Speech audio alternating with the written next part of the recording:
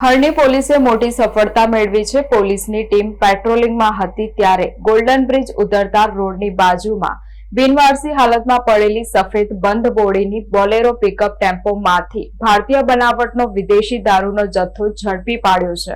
બાતમીના આધારે પોલીસે RJ19GC6163 નંબરની બોલેરો પિકઅપ ટેમ્પો ચેક કરતા તેમાંથી ભારતીય બનાવટની વિદેશી બિયરના 500 મિલીના 1104 ટીન મળી આવ્યા હતા। પોલીસે દારૂનો જથ્થો તથા બોલેરો પિકઅપ સહિતનો મુદ્દામાલ કબજે કરાયો છે। પોલીસની પ્રાથમિક તપાસમાં બોલેરો ટેમ્પો સુરતથી અમદાવાદ તરફ જતો હતો અને ગોલ્ડન બ્રિજ પાસે બિનવારસી હાલતમાં છોડી દેવાયો હતો। ટેમ્પોનો ચાલક ફરાર હોવાથી પોલીસે તેને ઝડપી પાડવા ચક્રો ગતિમાન કર્યા છે। વડોદરા શહેર વિસ્તારમાં પ્રોહી તથા જુગારની પ્રવૃત્તિ કરનાર ઈસમો ઉપર વોચ રાખી વધુમાં વધુ સફળ રેડ કરવા ઉચ્ચ અધિકારીઓએ આપેલી સૂચના મુજબ આ કાર્યવાહી કરાઈ હતી। પોલીસ સ્ટેશનની ટીમે સમગ્ર મુદ્દામાલ કબજે કરી ફરાર ચાલક વિરુદ્ધ કાયદેસરની કાર્યવાહી હાથ ધરી છે।